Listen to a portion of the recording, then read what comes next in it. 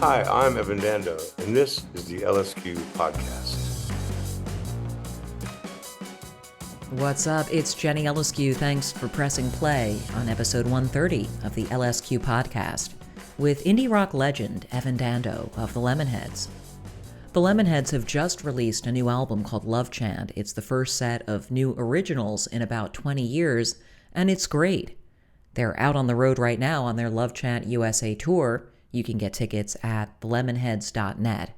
Dando also recently published his memoir, Rumors of My Demise, so look for that in stores or online. I knew going into this interview that it might be kind of challenging. I'd listened to other interviews with Dando, and his reputation precedes him. It ended up being even a bit harder than I pictured, and in places kind of unhinged. But it was awesome at the same time. I love Dando, and I'm so grateful that he took the time to get together over Zoom with me and delve in a bit to some of his influences and his process as an artist. And I'm also grateful for the reminder that, you know, one has very limited control over things like interviews and pretty much anything in this fucking life. Let's get into it. Oh, hi. Hello. Hey. It's nice to meet you. Nice to meet you. How you feeling? Good. We're in Nashville. I don't like Nashville much, actually. Yeah, why's that? I just don't. It's all fake people. It's a stupid place. It's like now it's actually Music City. It's all like rock and roll and country. There's a lot of evil stuff going on here, I think, and boring, mainly boring stuff.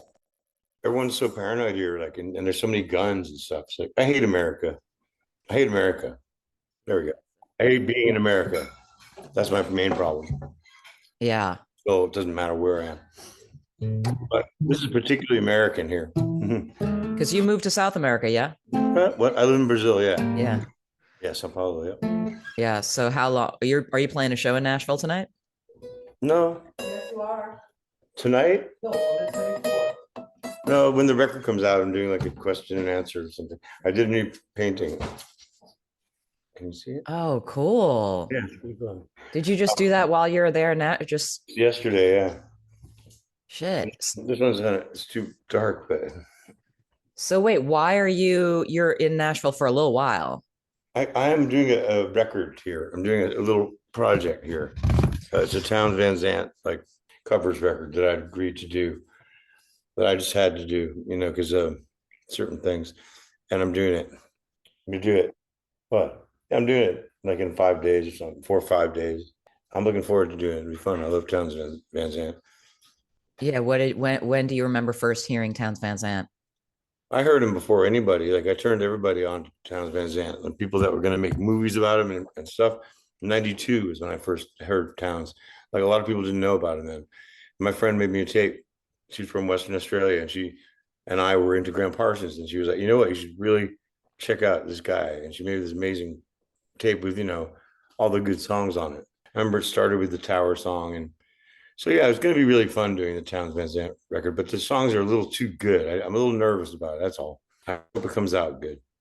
It'll be fun. Let's get into it. I think I'm just worried about it now, but I think it should be fun because it's sacred territory for me. You know, it's one of my favorite artists of all time. So it's a little bit weird thinking you could do versions of his songs, but I think I'm good at it. I did Sad Cinderella, so that's not going to be on the record either.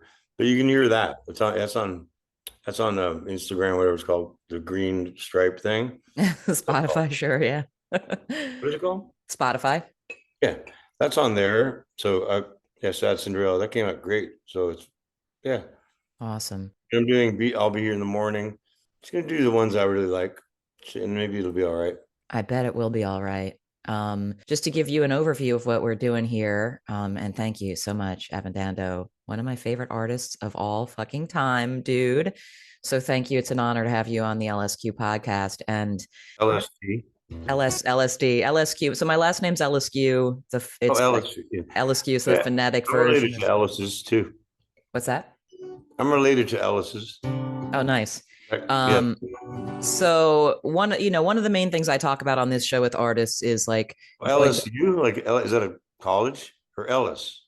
His name? No, the full. So my last name is Eliscu. It's a LSQ. That's Czechoslovakian or something, right? Romanian, close. Romanian, yeah, yeah. Oh, I think of that guy, the evil dictator who would the like. Ceausescu, yeah. He's like OG evil. That guy. Yeah, yeah. So, but anyway, it's appropriate that we started talking about this Townes covers album and your appreciation of him because that is one of the. So there's a few things that we'll do just to set the scene for you, Evan. Like we're going to talk a little bit about music that you were into as a kid and a teenager that was like the formative shit. We're going to talk about Love Chant, the first new Lemonheads album in like 20 years of original music and how that happened. I also, though, I want to start with sharing that, we have a couple of friends in common, old school friends of mine and yours who have been guests on the show in the past, both Bens, Queller and Lee, and Adam Green, who I know is one of the guests on the new album. A couple of those guys were kind enough to send me questions for you. And oh, good. So I want to start by playing you Adam Green's. He sent me a few questions. They're all brilliant. I'm going to play them, and you can answer any of them or all of them. But God bless Adam Green. He's the best. I love that guy. And he's on the song "Wild Thing" on Lemonhead's new album. He just wrote most of it. Oh shit! Okay. Yeah. Here we go. Hi, Evan. This is Adam Green. Jenny asked me to ask a guest question on the show, and I thought of a few. I've got 5 questions, and you can just pick one of your favorite to answer. The first one I can think of is that Ben Queller told me that you have a really great Kurt Cobain sweater story. So I don't know if you want to talk about that. Then also, my second question is, whose dick did you send me a picture of the other day? And looks like a pretty rockin' dick. So I don't know if you want to talk about that. And then the third one is, what is your favorite Shining Twins song? Do you have a favorite song by the legendary Shining Twins band? Oh, and then also another option is this Sylvia Plath book that you've been inspired by lately. Do you want to tell the audience about this Sylvia Plath book? That's the one I'll pick. Yep, thanks. All right, so there's a book I got called Ariel, a book of poetry by Sylvia Plath, who was very famous from a novel called The Bell Jar, and famous for committing suicide. And this book of poetry is her last uninterrupted burst of creativity before she killed herself. And it's there, and it's not like a suicide. No, it's really it's amazing. It's not like so one dimensional. It has something. It's not all negative. It's just incredible stuff. And so I would highly recommend it. I carry around with me everywhere. It happens to be on Faber, so I got a copy of it the other day. Here it is. I've been reading it to death, so it's like, she's amazing. Somehow I accidentally cut off Adam's final question, which also I'm going to ask you about because. Okay, I only did this one. I did this one already. I don't really care about that. Okay, go ahead. You play it. Okay, here we go. And the 5th one is, if you lived in the medieval times, what would like a medieval Evan Dando be like? Like, do you imagine, do you think you'd be a famous troubadour? Or how do you picture yourself as like a medieval version of yourself? Okay, those are my questions. I think love you. Medieval, love you guys both. I love you too. And looking forward to your answers. Medieval version. That's a very Adam Green question. I feel like Adam loves medieval times, but I fucking love that question. Yeah, medieval times. I think that I was actually like, my family was into some interesting stuff back then. The Norman conquest on my father's side. So I guess like literally I would have been like killing people a lot and like raping and killing basically on both sides of the family because they're like Vikings on both sides.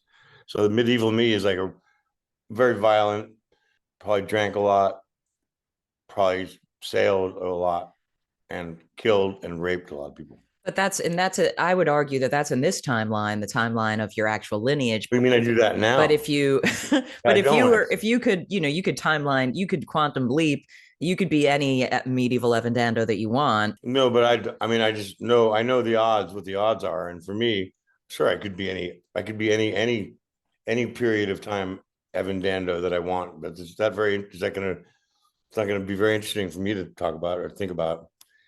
He asked me specifically what medieval. Oh, okay, medieval or whatever. That's kind of not. That's that. I gave you my answer anyway. Yeah. Cool. All right. And then How long is it supposed to be? what's that? How long is this thing? The full interview? Yeah, It's like half hour, 40 minutes. great. Yeah. Not super long. I'm going to share with you what Ben Lee sent over. Hey Jenny and hey Evan, it's your friend Ben Lee. Greetings from Sydney. Firstly, Ev, loved the book. And I did have a question for you. Reading the book, I was thinking a lot about your relationship to absurdism. I've always viewed you as sort of inherently an absurdist. Like that's a huge part of what you've brought to culture. And I remember you turning me on to like Ambrose Bierce, the Devil's Dictionary, and a lot of great absurdist art. And I remember the story of you riding your bike to the shops and turning it around and going back and then back to the shops and going in circles and kind of talking about absurdism. And I always I love that side of you so much. But I also was thinking about growing older and how we have so many responsibilities when we get older. And when I last saw you play in Sydney, it was such a professional show. Yeah. Like it really blew me away just how, I don't know, sort of like diligent you are at this time of your life in fulfilling all your responsibilities. And I was just curious on how you reflect on, I guess, the philosophy of absurdism as you're getting older. That. Yeah, that's absurdism is always I remember there was a book called Growing Up Absurd that I used to see. I didn't read it, but absurdism is really funny. Whatever, what is that situational? It's Malcolm McLaren thing. Anything that doesn't make any sense, I'm interested in. So yeah, Ben really I'm glad he brought that up because and it doesn't change except that it's a little absurd in the bad way to not just try to do a normal like professional gig when you're on tour now, although it's still hard because we're not that kind of a band. I saw the Replacements too many times, and speaking of absurdism, but yeah, we always have a touch with that, togetherness is all I'm after. That's like a Jackson 5 reference. Speaking of the Replacements, they used to play I'll Be There. Let me fill your life with joy and laughter. I really like, I've started reading Finnegan's Wake, and that's actually really wild and funny. I've read it, started reading it like a couple years ago, and right on the money. I like that absurdism stuff.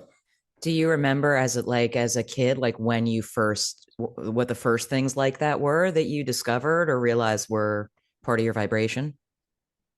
Just well, everything as a kid, you're obviously already like that, and I was really into repetition, and maybe I'm slightly something on the spectrum or whatever it is.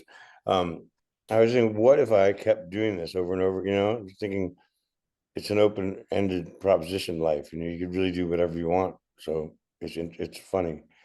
And I remember doing things just for the sake of doing them, like just that they meant nothing. I was always interested in things that didn't mean anything, that were meaningless. You mentioned "Togetherness Is All I'm After" from the new Lemonheads album, which is my favorite song on it. And I'd love to just hear about what's sparked making this album now. Just I was ready to make it. I was ready to make a record. I started about three years ago, right?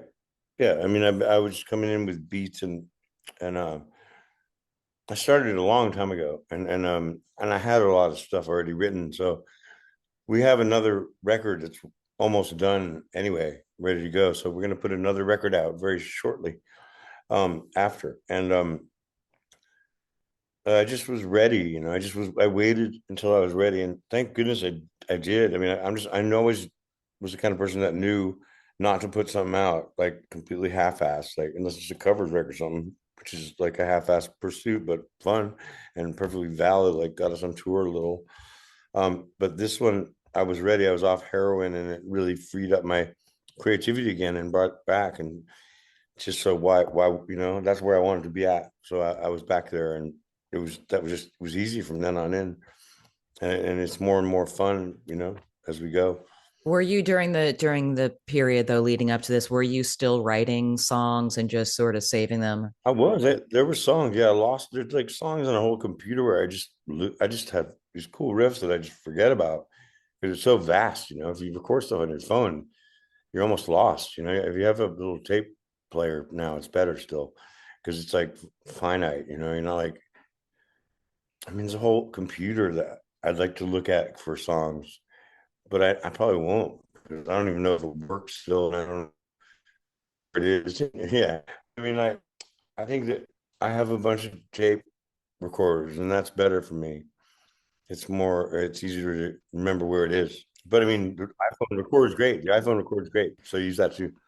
Yeah. So you just tend to record when something like a melody arrives and you're like, oh shit, let me get out the recorder, or do you open up the recorder? Usually I record it because it sounds cool. Like I get a good room sound or out of something, with drum, whatever, whether it's drums or at home with drums, and like in a place like this, I'd figure out a good place to record the guitar, with the in the bathroom or wherever it is that sounds nice. And you can do a little multi-tracking if you work hard enough. You've got two phones back and forth.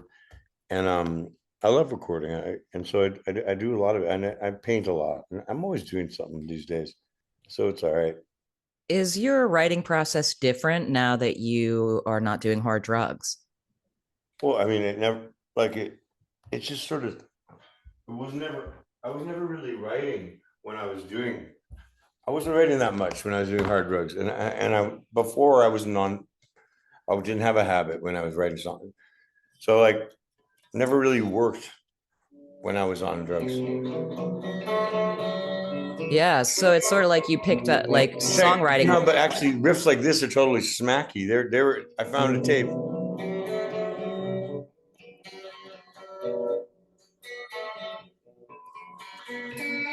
That was from when I was doing drugs. The riff, so that's okay.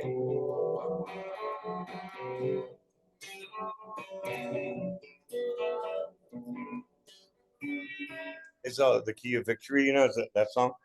It's So you do get sometimes.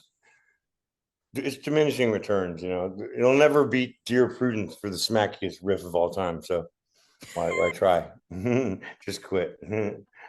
That's the smack. The smackiest riff of all time was the alternate title for the memoir, right? The smackiest riff of all time. Yeah. I know that because I'm going to be honest, I've only power skimmed the memoir because I didn't want to know too much. I wanted to be able to ask questions really, off that. I didn't know if I was going to like it, but I listened to it and it's good. It's like I read it and everything. Like I read it and it's not bad. It's short. It's like it's pretty good. I'm really excited about the book. I like it. Did you have fun? Did you have fun making it? And No, making it was fucking torture. Making it was a real pain, but then again, writing books is a pain. It came out okay though. I'm surprised. It's really good. There's some interesting things in there for sure, and so that's cool. Forgive me if I walk around. It helps a little bit. Oh, listen, take a stroll. But I know one of the things that my eyes did rest on in the book is a story about how you were only like 2 years old when you first remember kind of coming up with a melody in the car with your parents. Yeah. We have a tape. Yep. Yeah, that's. I was always really musical. My dad was really musical. My grandfather was really musical. I'm related to this guy Dubose Hayward who wrote the words "Summertime." So it's in the family, And then they also have lots of painters in the family. They do. Like Ray Ellis is John Cougar Mellencamp's favorite painter. He's my great uncle. He's dead, but he's my grandmother's brother, and he was a famous painter in America. It's kind of cheesy, like conservative, but very good stuff. People liked it anyway. And so I have painting in my history of my family, and I have lyric writing mainly because this guy Dubose Hayward worked with Gershwin. Wow. Yeah. So you're already writing melodies starting at age 2, but when did you start to feel like being a singer and singing was something satisfying for you?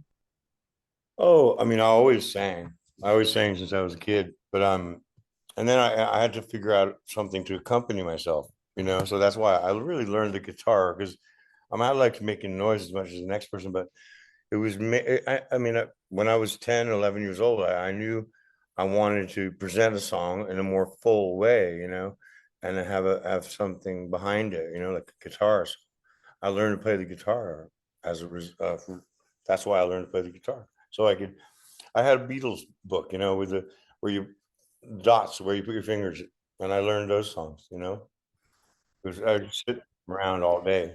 My cat, I worked on it all the time when I was like 11. Got really into it. Do you think if folks heard any of the songs that you wrote truly when you were like a little kid, that they would sound like Lemonhead songs in a way? Sure. No, I don't think so. I mean, I don't know. Like, is there something essential about your songwriting voice that No, no. It takes a while usually to discover like what you want to, how you want to write, and those songs, they're just so many. I don't even remember them anyway myself. So, and I was mainly interested in learning Beatles songs.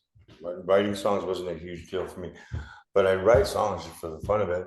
When we'd be out by the water, some cheesy stuff like that, when you're feeling philosophical, when you're like 10, 11, 12 years old, you might write a song. I used a classical guitar back then. So when do you think you found that you said it takes a while to find kind of your voice. How old do you think you were when you locked in on something that is what you've continued developing? I always think that 89, 88, sort of. Yeah, 88, 89. I started writing songs like Stove and Half the Time and stuff. And Mallow Cup, even that's before that was in 88. Started writing songs like around then, like a couple years in, 89, 90 was when, and then, more and more, and then started writing with my friend Tom, and that sort of changed things a little for a while. And so like 88, but I like some songs off the old records, like Don't Tell Yourself It's Okay is a good song from Hate Your Friend. So whatever. But yeah, I think it took like around 1990, Yeah. 88 to 90. I had Queller as a guest on an episode, and one of the stories that he told was about somehow you got your hands on the Shasha album, the early version of it before it came out, Yeah, Juliana. and one and Juliana one gave me. one day he came home to a voicemail, not a voicemail, pre-voicemail, like answering Sure. machine message from Yeah. you. Hey, it's Evan Dando. And next thing he knew, he was picking you up at the airport, and you guys were going on tour together, which is Yeah, with Annabelle, his grave, Volvo. Yeah. exactly. We went fishing and yeah, it's great. Because I think it's really interesting and admirable that we heard from Adam Green, we heard from Ben Lee, Queller told that story. Like, Yeah. you've mentored these younger singer songwriters and artists over the years, and I'm just curious, sort of My friend what Dan appeals. too. My friend Dan, I really helped him out when I was in London. Like I like went down to the label and like kind of laid the law down for them.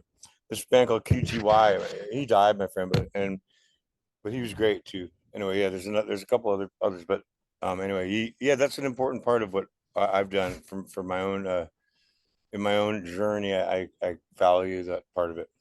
Yeah, I mean, can you tell me more about why that's important to you? Uh-uh. I don't know why it's important. It's not important. It's just something, when you if you influence, if you're one of those bands like, one of those bands like the Ramones or the Replacements or something, or who's could do like that's not that, or even better, really like the Ramones, like very simple. That's a good way to inspire people. Like I can, like they can do it too, maybe, so that's great, and when you meet them and if they're good, I mean, I can recognize talent when I see it, and I've had a lot of luck with meeting people over the years, lots of people, and people that just coming up and stuff.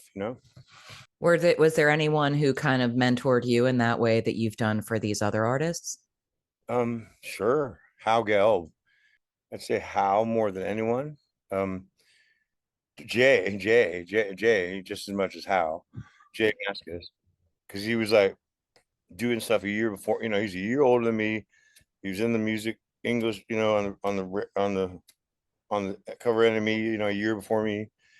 It's just like, so Jay was, person to ask about stuff, and he'd tell you. Very very nice guy. I mean, so him and Haugel too.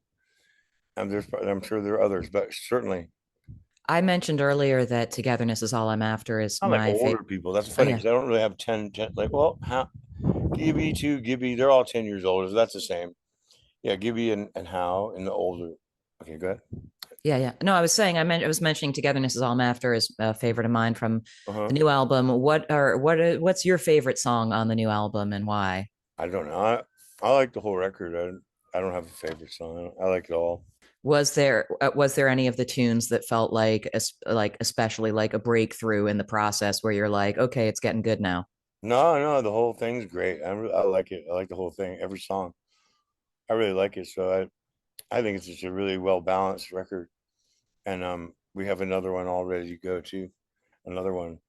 I just think that we got good sounds. We didn't fuss about it too much. We just had really good gear, good studio. And so it has like a looseness like to it, and it sounds great. There's like very few overdubs, and I like sometimes there's like lots of harmonies on the first song. But I'm really looking forward to coming out finally because I'm getting sick of it not being out. Like all these dumb singles coming out and stuff. I don't understand. My mind is reeling. So we're not going to do that again. I don't think. Yeah. Nah, fuck it. So this new one that's already finished that you're talking about, It's was not that? even done, but it's really on its way. I Yeah. have tons of songs. Did you just record that kind of right after Oh, this it was this all in the same. It's like Some Girls scenario where they got two more albums out of that session for Some Girls. We have so many tracks that we did, like 30 or something, and we only use 11. So there's tons left. There's just tons left. It's just these songs fit this collection, and these next ones will fit the next. Maybe we'll get a third record out of it. Who knows? Do you notice any particular kind of lyrical themes that have been of interest to you for this group of songs, this larger group, both the new album and the next one? I like a little bit of humor in the songs. Like I think and absurdism is still in there, and it's just like songs that are weird. I like songs that are weird, like songs that they're just strange, and you don't always know what the person's talking about. There are quite a few of those, and you know, uh, let's see, the record, and then I don't know. It's like a good, in my opinion, it's a good record, and it covers a lot of ground, like from like the Street Hustle sort of Astral Weeks sort of thing, that one Key of Victory to like sort of Crazy Horse, I'd say Barstool Blues, sort of Let Me Fill Your Life with Joy and Laughter. I mean, Togetherness Is All I'm After. And then there's yeah, there you can say it's like other bands every time. The beginning is like Gang of Four. Like Alive, I always go 2 steps forward, 6 steps back, 6 steps back. Like on the beginning part of that song, because it's like sounds like a Gang of Four song. Totally. Yeah, No, it's a fucking great album. So for folks thanks. who are listening to this, like, yes, it It's is. cool because that starts the second side. That's supposed to be the best song. Track 7, the first song and second side is always supposed to be the best song on the record, in my opinion. Oh, damn. Okay. Track 7, yeah. But think about it. If you go through your mind of albums, it's generally track 7. I don't know. I think it really pulls through. Like it's like a quick listen and it's nice. And this last song, I really like it. I'm really happy about it. Well, another song I wanted to ask about, it was Cell Phone Blues. And when I first saw the title of that song, even before I listened to it, it instantly reminded me of a band I know you love, the Modern Lovers, Jonathan Richman in general. Sure. He has that song, You Can Have a Cell Phone, That's All Right, But Not Me, which is a fucking great, absurd Jonathan Richman Oh song. yeah, I don't know about that. I don't know about that.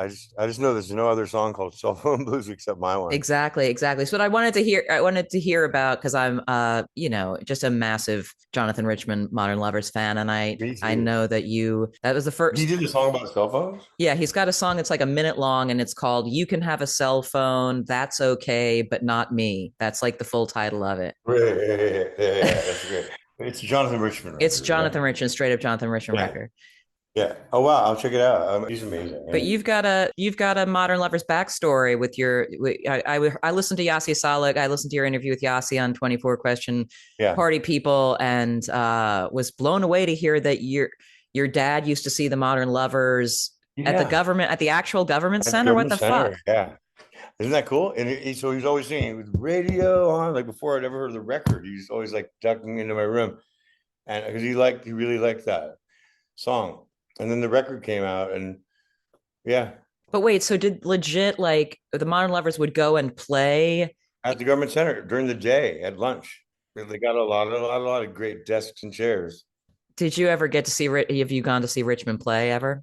Sure, many times. Yeah, Yeah. we played together. Hung out with Tommy too. That drummer's great. I mean, I've hung out with Jonathan extensively over the years because his wife was a Lemonheads fan. He sent me a fax once after we met on the Jonathan and the Jules Holland show, and so Grass Valley sent me his address, and he came to the gig in San Francisco. My bass player is freaking out because he's a huge fan, and it was great. Jonathan. There's only one Jonathan. And that Kim Fowley version of the album that's the first record you bought, right? That's my first rap record I bought. I love that too. They're like She Cracked. It's crazy. It's like it's got TV stations. I think there's all these great mixes, different mixes. Fantastic. So after you bought that, I mean, were you just going back to the shop like all the time after you bought that one? Well, after that, I was like, my friends already have the record. I mean, I didn't buy that. I didn't have like a lot of money like to buy records, but so I would I think I'd rather buy candy or back then or pot or something. But back then, I would be my friends had the albums and they'd lend me the Stooges record, when I was about 15, 16. And I'd borrow the Slade record and I gradually got figured it out, like we had friends in high school and our English teacher had Radio City by Big Star. So we found out about them way before anyone, like nobody really knew about them. Like, so because Eric Davis, John Davis's father, he died, but he was John Davis from the Folk Implosions. Yeah. Father was my advisor in Commonwealth, and he had Radio City. So the teachers used to have parties sometimes for the kids. It was like normal parties with like smoke pot and like it was such a funny place, a great place. It's something that never could happen today, I guess. I really don't think it could. But that was fantastic to know about Radio City. Of course, we didn't get the first record for a little while after, like a very little while, but we went and got it quickly. But Eric Davis, our English teacher, turned us on to Radio City. And we were a bunch of us in 10th grade, we just listened to it over and over again. We had all taped it, Yeah, I feel like there were a lot of good rediscoveries in that era, whether it was Big Star or Love. I feel like oh man, Love was a huge for me. Like Love was the biggest thing for me when in '89 or so. I brought a tape of that of Forever Changes on one of the tours over there, and that's one of my favorite. Love is one of my favorite bands, of course, too. Amazing. talk about absurdist, Yeah, but he really meant it too. Yeah, I mean, he thought he was gonna die. Remember, it's true. He thought he was gonna die like right after that record or something. That beautiful part is like, "This is the time in life that I am living, and I'll face each day with a smile. Though the time that I've been given such a little while, and there'll be time for you to put yourself on. This is the time." It's all obsessed with. He thought he was gonna die really soon. And he lived to be quite old. Oh yeah, he lived to like shoot up supermarkets and stuff. And Alan reminded me the other night. Alan McGee, our manager. He one time I was at the chateau and all of a sudden Bobby Gillespie and Ronnie Biggenheimer, Alan McGee, Arthur Lee come in. And I'm like, wow, cool. I think I'll hang out with you guys. And they went to a bungalow and like Alan I won't tell that story, but we pissed people off because we were out by this pool playing songs, little red book and all this crazy shit, which is that Floyd song, Interstellar or Astronomy Domini. It's one of them because they say that Keith Jarrett, no, the guy from Pink Floyd, Sid Barrett, yeah. Sid Barrett, he saw Love, and that that really atonal, the really quite dissonant riffy comes from Love, like maybe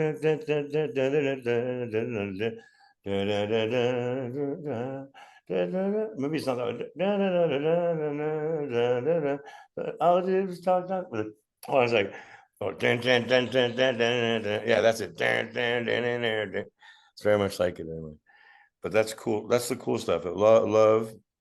I saw that when they did it in 2005. I saw that tour. Yeah, I was same. in Dublin. I saw that was great, and so I was really happy that he did that. And yeah, oh, Alan always reminds me though, he was the one that pulled in England. They say pulled, got the girl the night. Like it was like me and Bobby and like all these people like and this girl and like and Arthur like totally pulled like the chick like went with Arthur. And Alan loved that for some reason. Got me and Bobby were something, like so it was great. You have to just like bow down, in that situation. You're just like, yeah, if I were the girl, I'd go with Arthur too, right? Exactly, Arthur Lee. Exactly, Arthur Lee. He loved that. He loved that. So can we finish up pretty soon? I really want to get off the phone. Yeah, totally. No, that was going to be the end of it. Okay, great. Thank you so much for doing this. Welcome. No problem. It's not personal. It's not like, but yeah, I'm glad we got it. It was okay though, right? Oh, it was great. No, I don't take it personally. Don't worry about it. Good. Sometimes you don't feel like doing it. It's weird. I totally get that. I really appreciate it. My grills are all fucked up. I kept falling out. So thank you so much. Really appreciate it. Thank you. Okay, talk to you. Bye. Bye. Bye. Well, we made it through. Me, you, and Evan Dando. Thanks again for listening. Thanks again to Dando for taking the time. And thanks to Adam Green and Ben Lee for sending in those awesome questions.